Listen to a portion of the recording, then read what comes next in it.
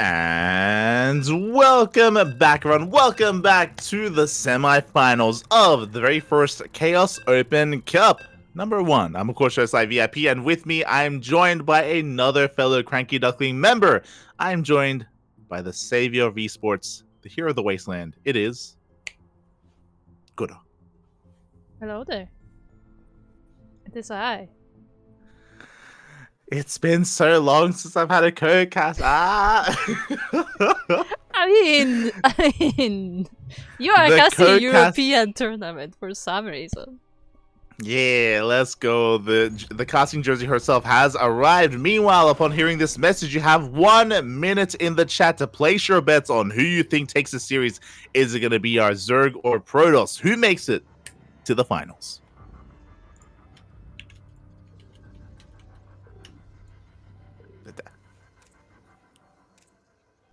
Uh-oh, am I entering?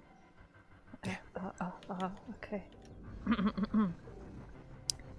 Oh no, I don't know how to pronounce the maps. Oh no! Well, in the bottom left corner... Like, I haven't even started. I can't start. It's over. It's already over. In the bottom left corner of the orange one, we have the red Protoss player representing Sizer Gaming and of course Poland. It is Gerald.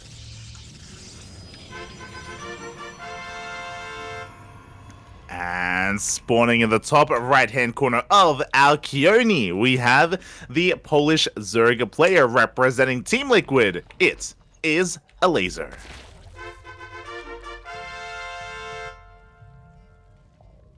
I will say, this map specifically is probably the one that makes me the most upset in terms of name. Like, English, How why? So? How did we come to Alkioni from this? I mean, it's not really English. It's Greek. It's a Greek word. I'm pretty sure somebody said that that's not how Greek people pronounce it at all. Are you sure? I specifically Googled it and I found like a video like explaining the pronunciation of this word. Just saying. Okay. Yeah. Whatever. Sure. I've got Google behind me. Okay, I've got Google sure. behind me. But Yeah, shout out to... do you know who made this map? It's the same person that named Hecate as well. I'm not sure, no. Okay. Yeah, they're both... I haven't like checked who are like the authors of the maps currently on ladder. I have to do that. Okay, fair enough. But yeah, both Alkioni and Hecate, they're both named after Greek goddesses. So a bit thematic there. I don't think it's a Maras map. I think we would be able to tell. No, yeah, it's not Maras. It's not Maras. Someone else. But yeah, we're getting into a ZvP. It's again. Do you remember when was the last time you casted? It's been years. Nah.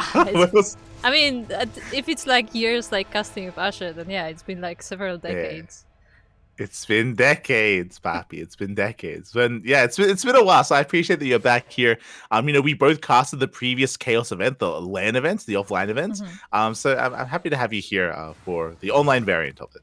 Yeah, and the next event, the next LAN event is actually in December, from what I remember. So it is pretty soon. December. Okay. So it's gonna be after DreamHack Atlanta. Then. I think it's before. Yeah. I think it's like before. On the beginning of the month or like second weekend of the month or something. Okay. Because Atlanta is right before. It's a week before Christmas. Okay.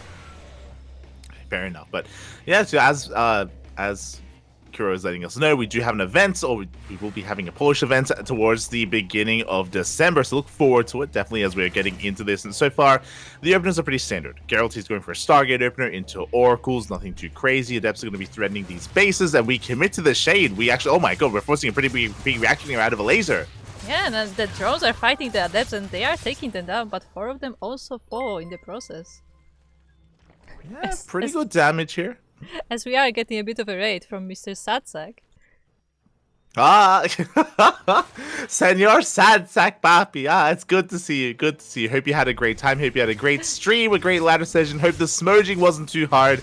And welcome everyone to the semifinals of the Chaos Open Cup. It is a Polish-only event.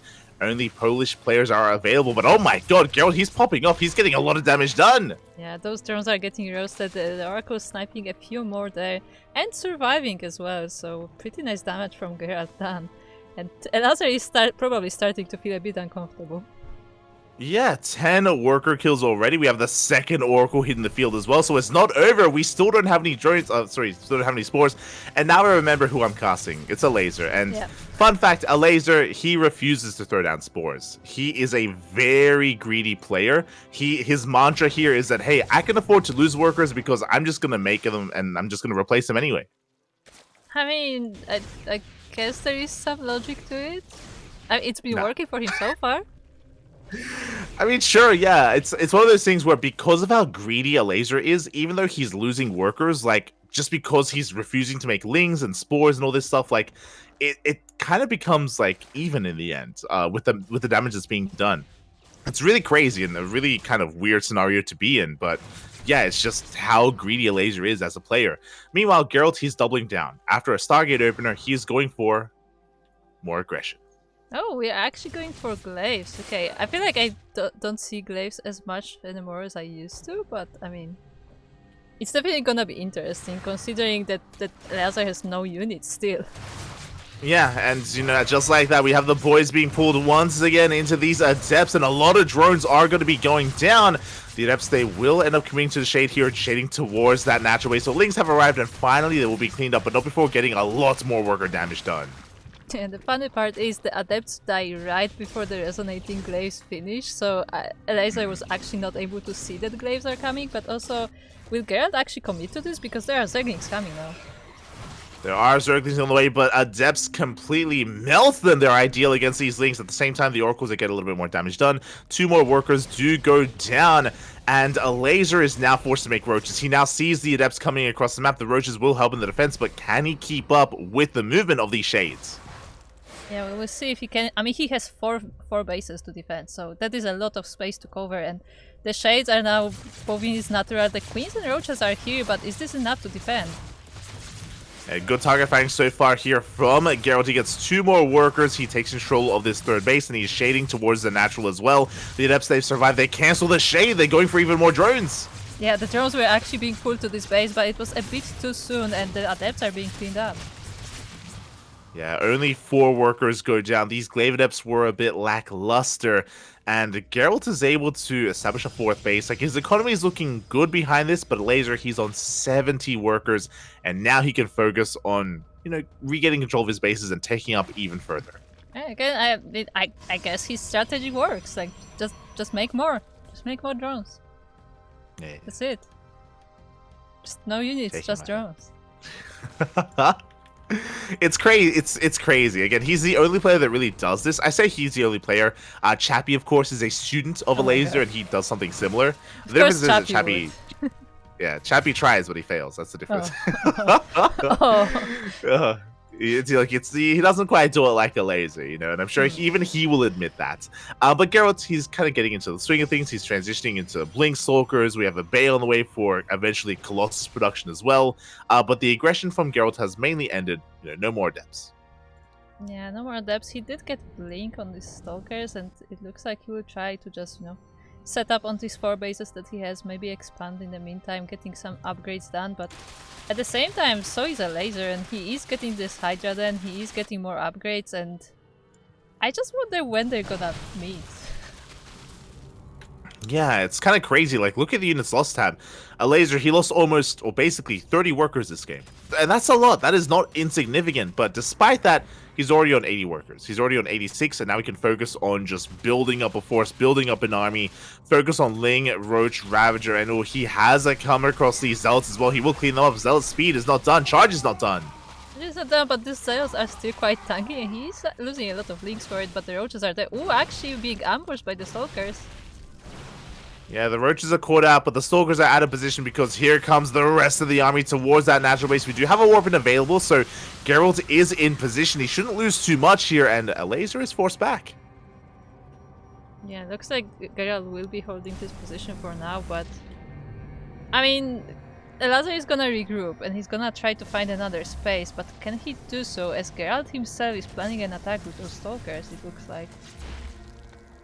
He's just freeing up some room here on the right-hand side. He could always blink in towards that base, but it looks like Elazer has eyes on this, and Elazer, he's taking up even further to kind of what you want against a ground toss army. Lurkers. Lurkers are on the way. The Hive is done. Hydra Lurker Viper is what Elazer wants to work towards, and Gerald isn't quite ready for that. Yeah, he isn't ready. He is working on the Dark Shine, so that's another thing that that Elazer can be surprised with. Because again, he doesn't have any spores in his bases, so there is barely any detection available, if at all. True.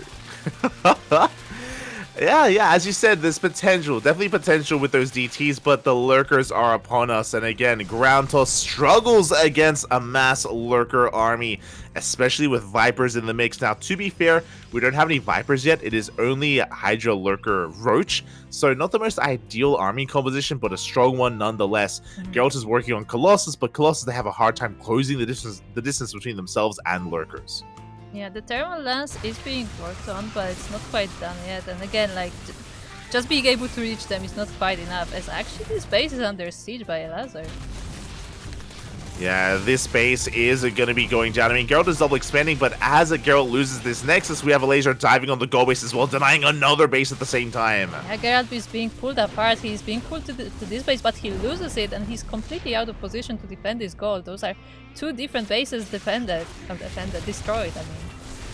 Yeah, exactly. Failed to defend. That was a kill, not a cancel on the goal base. Good stasis trap on two of these lurkers. Good snipe as well as two more lurkers go down. Geralt, he's taking a good fight here on the right-hand side, but as he's dragged out of position, once again, we see another backstab from Elazer.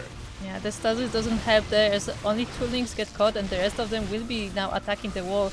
There are some Zeals there, and they're buying the time for the army to come back, but I don't know if Geralt even has enough to stop this.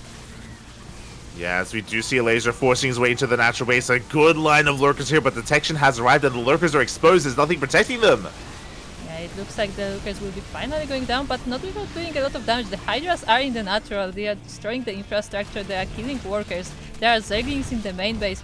At the same time, Geralt tried to sneak his DTs into the bases of Elazer, but I don't think he actually got anything done, and now he's suffering a lot of damage. Yeah, he's getting a couple of drone kills here and there, but Elazer, he's able to react, he's able to pull back in time, and Geralt, he is hurting right now. His infrastructure is on fire, and those DTs just didn't do enough damage. Yeah, they managed to get into some bases, but only 4 or 5 drones for the 20 plus workers that Geralt has lost. That's definitely not enough. Yeah, exactly. I mean, to be fair, Geralt did at least reset the lurker count. That is something that he has been able to do, but more lurkers do morph in. They are here just in time in position, and we cannot go through this bridge. We do have a big amount of DTs. They do get warped in. They go straight for the base. And they will get it, because again, there is no detection, there is no army here, so there's nothing to stop them. But at the same time, they pull away the army of Elazer, and Geralt is able to take the base. Yeah, hatchery does go down. Well, 2 bases go down as well for his opponent at the same time. Looks like we get a recall, and the DTs do manage to come back home. They morph into Archons instead. And Elazer is going for his own counterattack, just not allowing Geralt to ever get a 5th base. Yeah, just containing him constantly, and the army has to rotate all the time. And actually, it looks like Elazer doesn't have enough for the entire army of Geralt coming in. Yeah, exactly. As the lurker goes down, at the same time, we see a mass lurker army pushing in towards that natural base. Once again, a bit of deja vu here. These lurkers are looking pretty exposed, but does Geralt... I don't think he has enough. Oh my god, taking massive spines to the face. Yeah, the army just walking straight into the lurkers. Even the Colossi get quite damaged, and without support, they cannot really approach, so it doesn't look like they will be able to stop this. At the same time, Geralt has to make sure that that gold base stays safe, so he cannot move away.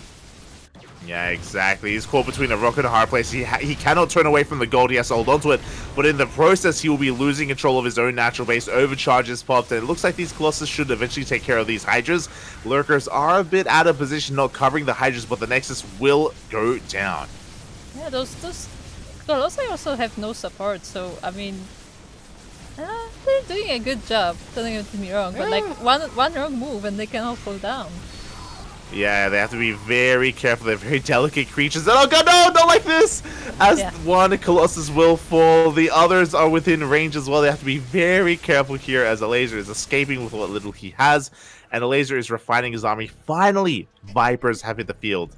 One Viper at least. Oh my god, I just realized that this Viper skin has like little thrusters when they move. I've never Yeah. noticed that. Jet, that's how they fly. That's hilarious. They already fly, why do they need jetpacks? Nah. That's how they fly. That's. I mean, on the right hand side, we dive on top of one of those disruptors that will go off, and it looks like Elazer. He's gaining ground. He's getting on top of this army.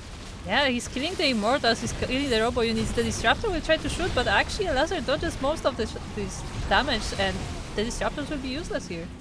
The splits, Papi. The splits were looking good, but the rest of the army shows up. That's a lot of Immortals, and Elazer will lose his main army. But again, Elazer, because of his economy, he remaxes instantly, and once again, he's back in the natural base. Once again, pushing towards that main. Yeah, he's constantly pulling Gerald apart. He's forcing him to defend at 2 locations at once, and it's very difficult to do because all these Robo units need support, and both of the Colossi will be falling down. The DTs will be trying to help, but there is detection here.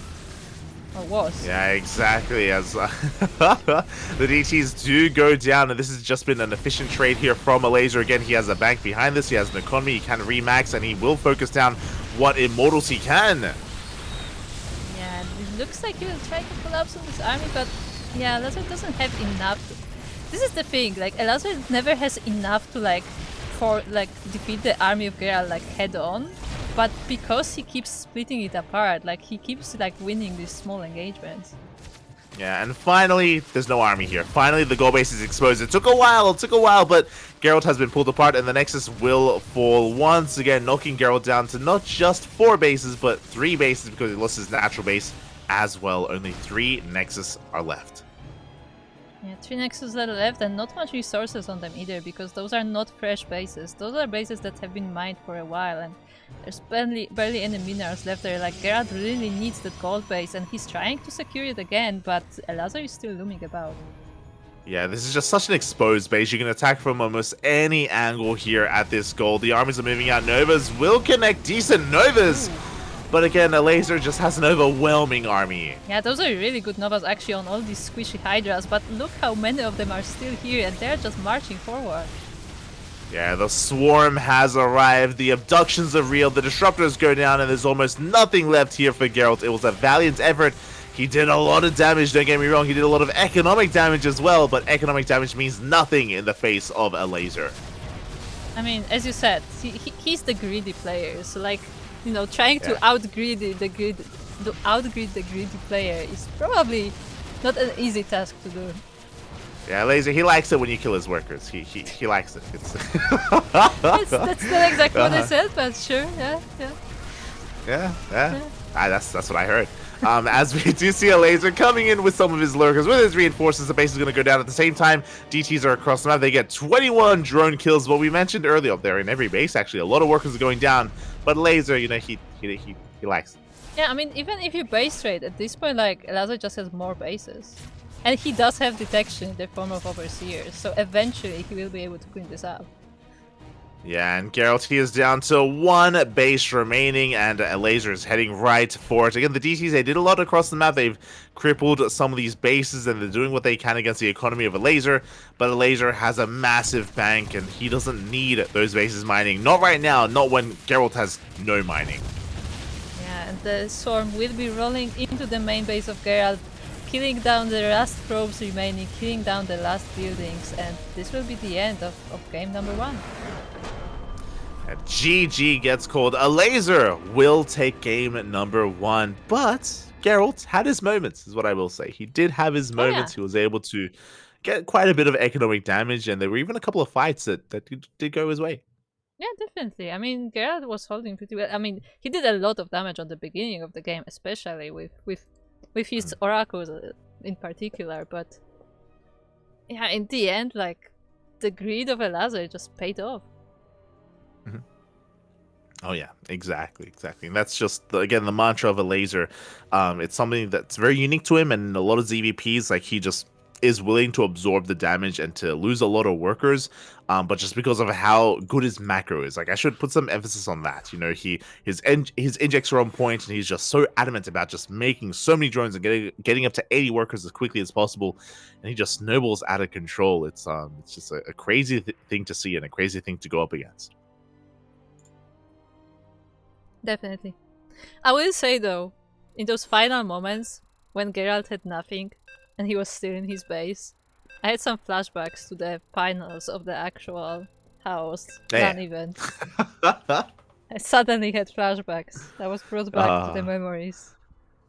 Gerald, he was doing his best Elazer impression. Yeah, that's the funny part. For people who didn't watch, who was that? Was it Elazer Spirit? I think. Yep.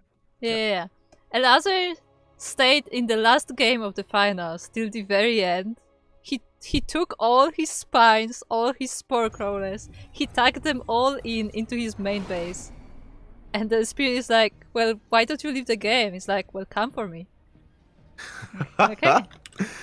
For some context, it was like a 45-minute game on Neo Humanity. It was very back and forth. It was split map, and at a certain point, when Spirit had denied, I think it was like the 7th base, like maybe for the 4th time, Elazer was like, screw it, and he literally unsieged all of his spines and spore crawlers, and he just gave up on his fringe bases, and he just hunkered down in his main. He had just given up, essentially. It was crazy because, like, it wasn't completely over at that point. Like, there was still a fighting chance, but he just completely gave up and just walled off in his main. Yeah, and he was just waiting for Spirit to attack.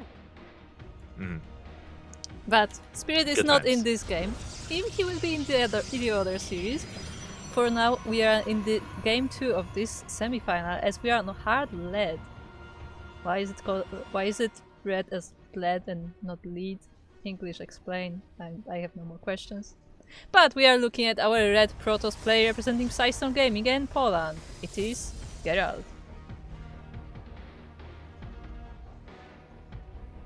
And spawning in the top left-hand corner, we have his opponent. We have the Polish Zerg player representing Team Liquid. Oh, going for a hatch pool opener. It is Elazer.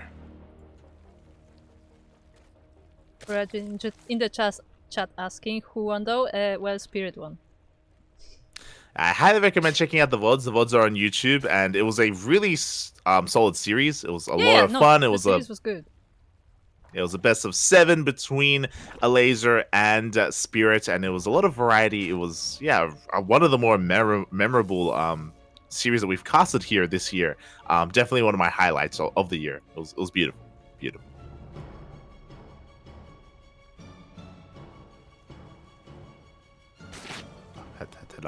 I just realized that I might have forgotten the intro, so don't worry about it. God damn. Every time. In the bottom right hand corner, we have Gerald. And in the top left, we have Elazer. Beautiful. Beautiful. Just as the queen popped out as well. Yeah. Here we go. So we do have Gerald's interesting. Okay, so there's a lot going on here. One, Elazer went for a gasless opener. He just now took his gases, so very greedy opener out of Elazer. Once again, he went for a faster 3rd base before his gas, which means very late link speed, very late gas in general. Meanwhile, Gerald is going for a very aggressive opener himself. Yeah, we have the Twilight Council once again, and do you think this is Glaives? So this could definitely be Glaive Adepts, or it could be DTs. We'll see as the Lings are trying to get a scout off. 2 Lings have arrived. Adepts are in position, and the Lings will not get into the main. Yeah, and we do not see any upgrades coming up, and yes, it will be the Dark Shrine instead, so... I mean, again, we saw that in the previous game. Elazer makes absolutely no spores. I don't think there was a single spore on the map, maybe like later in the game.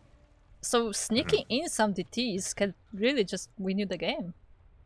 Yeah, the difference here is that Elazer should be aware that it is not a Stargate opener, so he should be taking this seriously. And there we go, spores are on the way.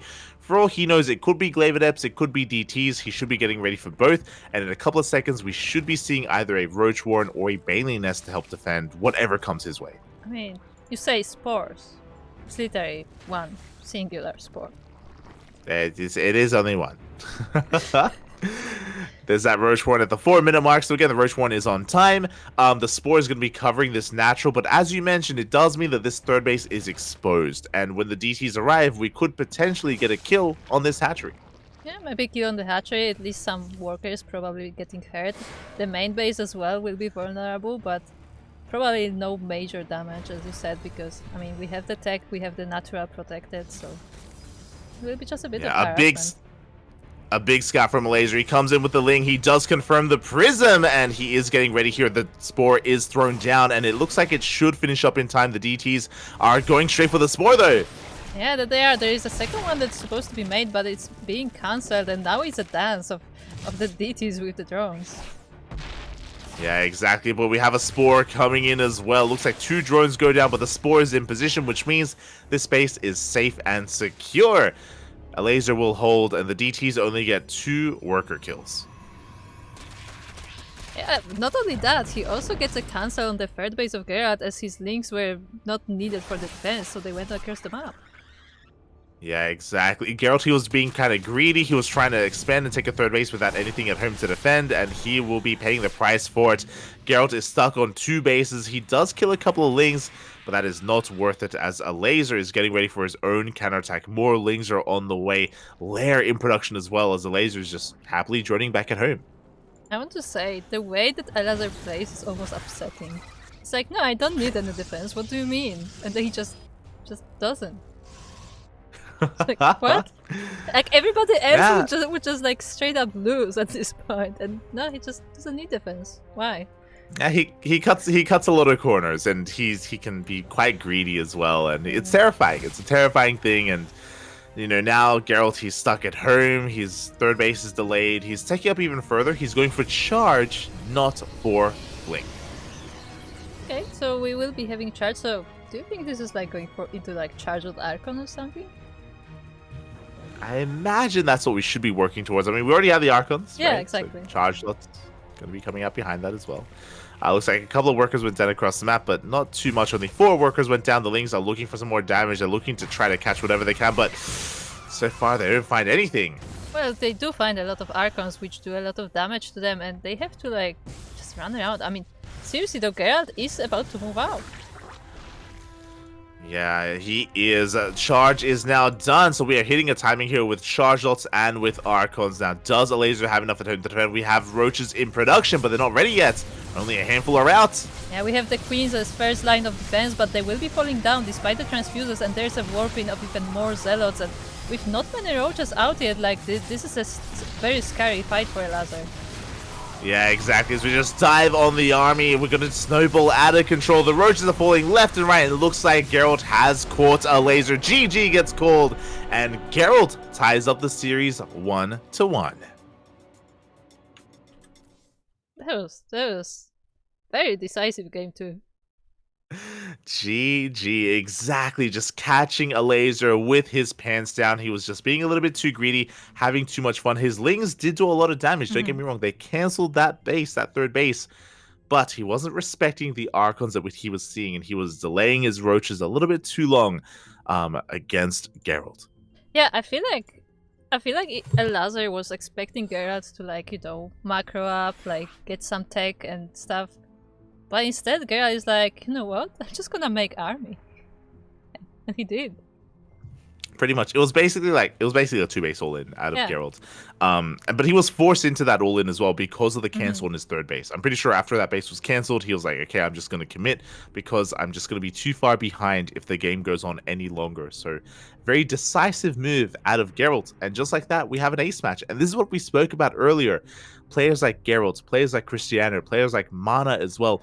Even though like Elazer and Spirit are the favorite players coming into this, even though a lot would say that they are, I think we could all agree that they are the 2 best players in Poland, the others are no slouches. You know, they can fight back, definitely. And they can even take series. Yeah, definitely. Like, Poland has quite a few really good players who definitely can go toe to toe. And like in the past, I would say that like Elazer is like, you know, clear favorite, but nowadays they're like the gap is getting smaller. Oh yeah, the gap is getting smaller. The players are getting better, and as a reminder, it is a best of 3. It is a best of 3. So una más, one more, and we could see an upset. Gerald could go all the way.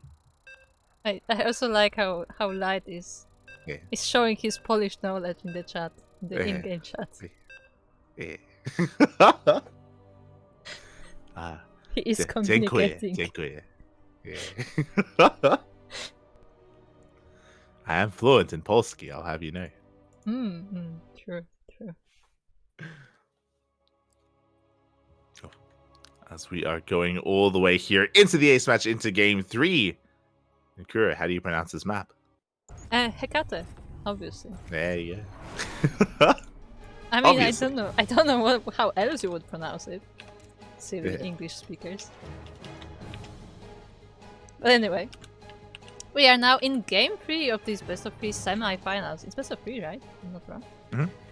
And we are once again looking at our red Protoss player spawning in the bottom left corner of Hecate LE.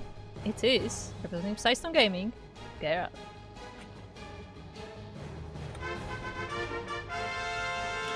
And spawning in the top right-hand corner of Hecate, we have his opponent. We have the best Zerg player in all of Poland, representing Team Liquid. It is Elazer.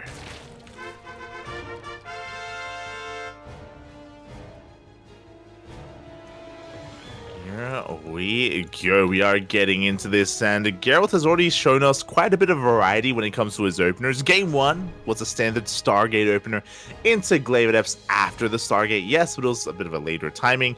Game 2, DTs. Kira, what do you want to see in Game 3? I mean, you know what I want to say. There is one Protoss strategy that I love for absolutely no reason.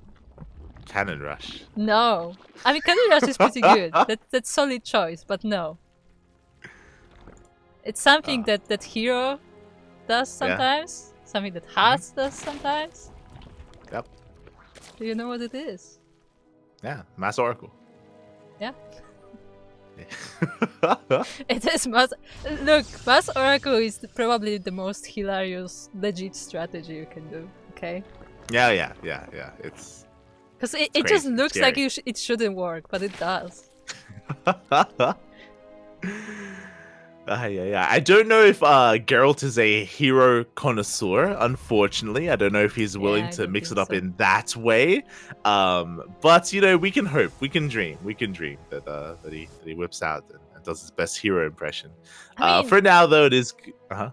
To be fair, like, that would work great against Elazer, considering he makes no spores. Like with just one single oracle. Like, Geralt did make 2 oracles in the first game, but he only flew like one at a time, I believe. And with one oracle, he was like getting like 10 drones or something. So look, imagine if there was 5. Just saying. True. Regardless, we have our tech of choice, and unfortunately, it is not going to be a Stargate. It is going to be a Twilight Council instead. It's hidden behind the mineral line. This is looking to be in a good position for Glaive Adepts, but we'll see if we pull out a gas. We'll see if we throw down additional gateways. We'll see how Gerald pieces this together.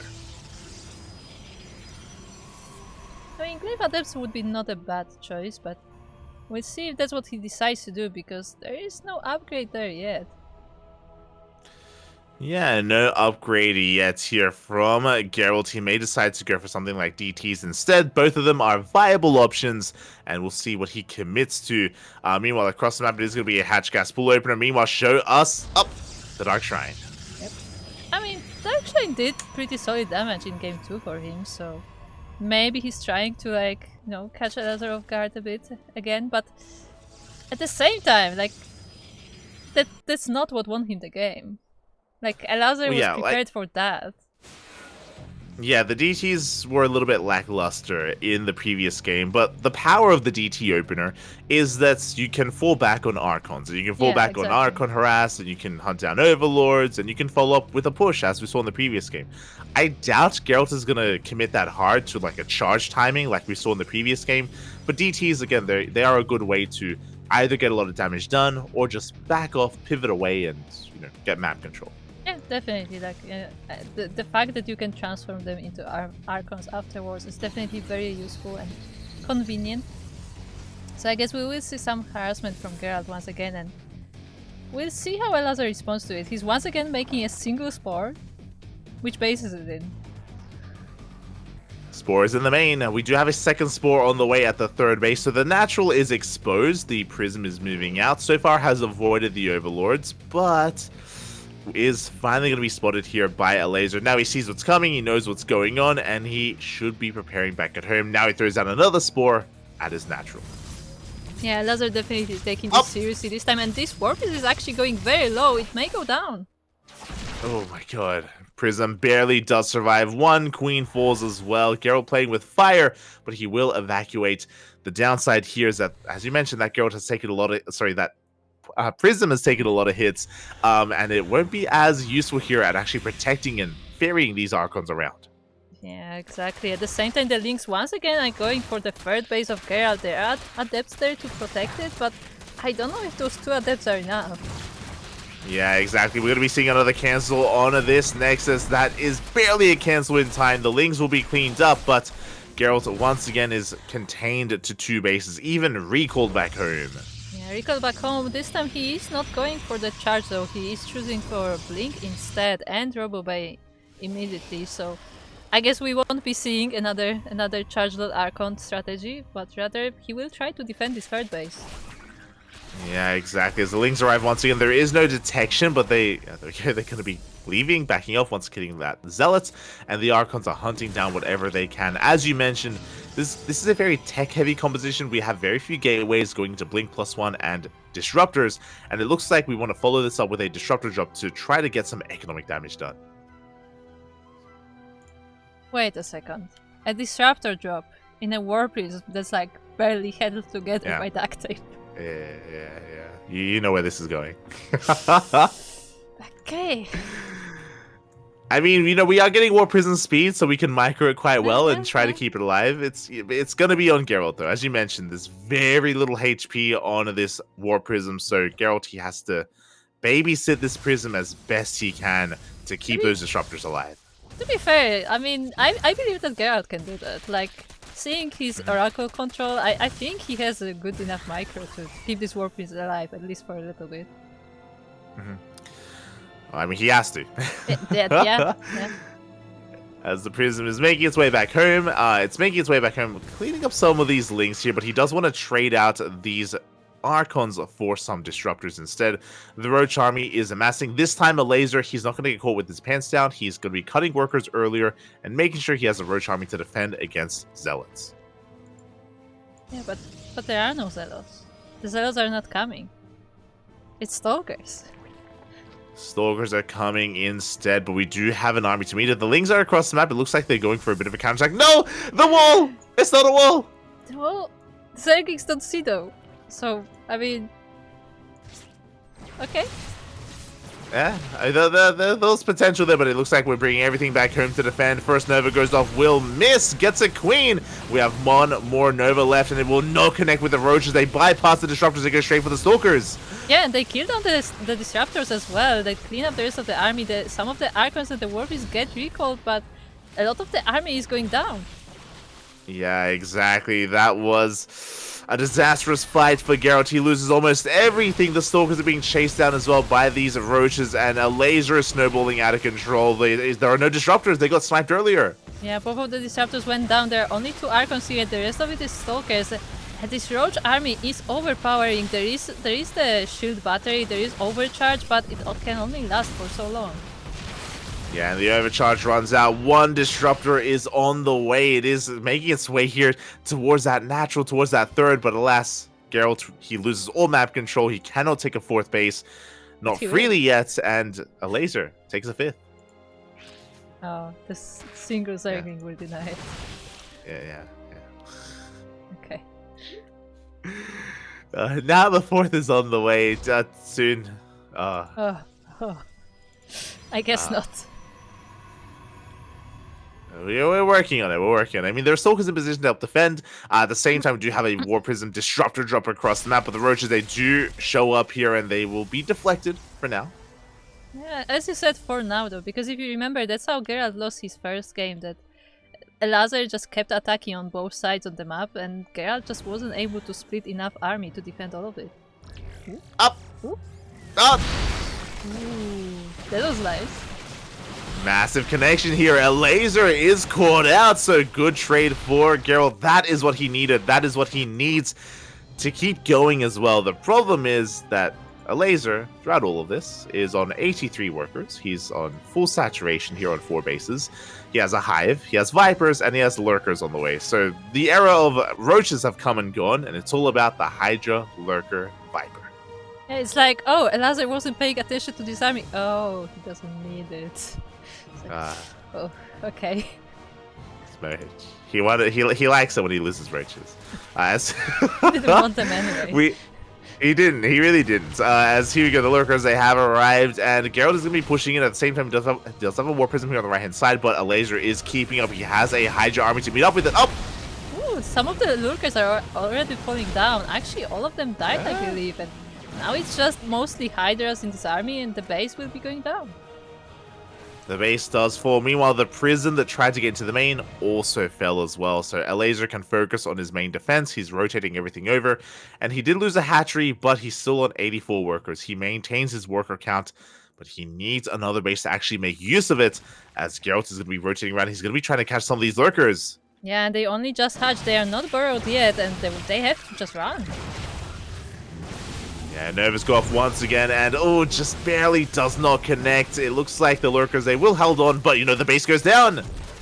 Oh, but the disruptors, one of them I believe did fall, but the rest of them was recalled, so some of them were saved, but yeah, some nice damage being done by Gerald. He's losing quite a few units in the process, but not all of it.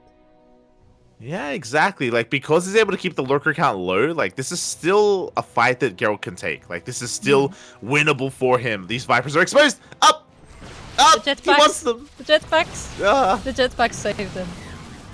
Oh my god, the jetpacks, they're too quick, Papi. They're too quick. Yeah. As the Disruptor's going to go down, and Geralt, he's caught between 2 armies. Oh, a really bad positioning there from Geralt, and he does pay a big price for it. Yeah, I was gonna ask you, what do you think about this bridge? No, we don't have to talk about the... You know what? We'll get there. As we do have a big Zealot counterattack. That base is looking to go down. Clutch transfuse, but no, the base falls. Yeah, it's a good bridge. What about the bridge?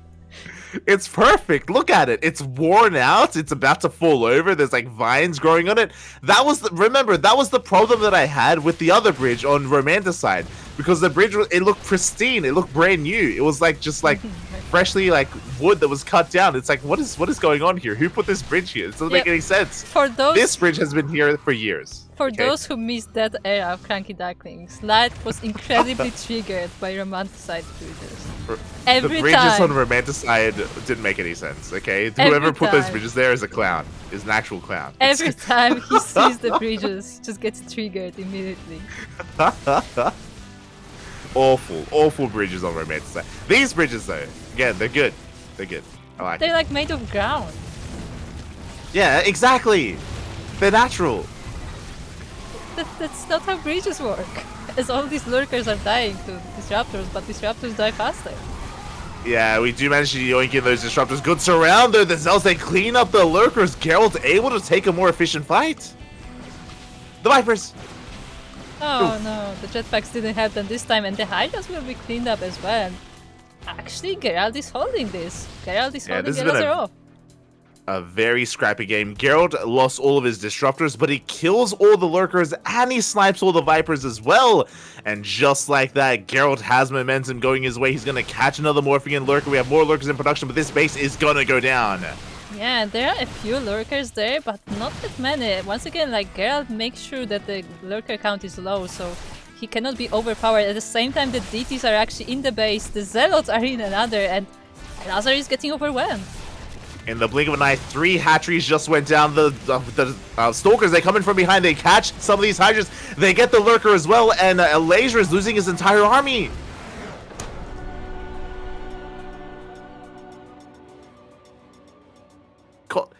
Call it.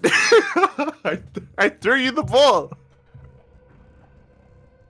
And just like that, GG gets called. Gerald will take the series 2-1, eliminating Elazer from the tournament, causing a massive upset.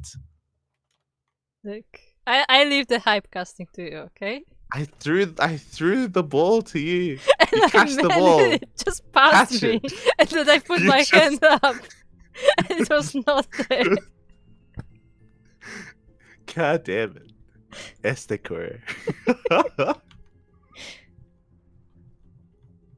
Ay. GG, well played. Elazer came in as one of the favorites, as the strongest Zerg player in Poland.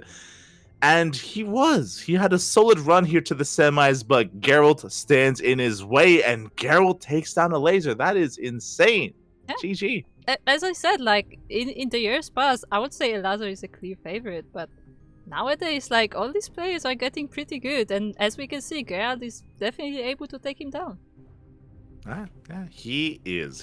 Again, taking advantage of some of the greed of his opponent as well. You know, we saw the DT harass. The DT opener may not have done too much damage, but it paid off in dividends later on down the line in a longer game, in a later game, harassing left and right DTs, zealots. And Gerald, he was so quick as well to dive on those lurkers. Something that's important to take note of is that, sure, Elazer was teching up into a higher form of tech, yes, but he never really was able to hit critical mass. Like, he would only ever have like 4 or 5 lurkers at a time, maybe even just 4 lurkers max, because every time he made them, Gerald was there to snipe them, to pick them off one after the other and make sure that they never really got out of control. Yeah, like Gerald's engagements weren't always successful, but he always made sure that to keep the lurkers in check, and thanks to that, he was not overpowered, because in the first game, that's exactly what happened. Like an army of lurkers just marched into his base, and there was nothing he could do about it. But in this game, he made sure that the lurkers couldn't get the advantage, and even like when they were on the ground, like he had the detection, he had the charge loads just running in, and they were not a problem. Were not a problem with that, GG. Congratulations to Gerald for advancing on to the grand finals. A big win for Gerald, a massive win. And we'll see if the upsets can continue. We are going to be going on a short break here, but the lower semifinals are coming up next. And after the break, we have Christiana versus Spirit. See you soon.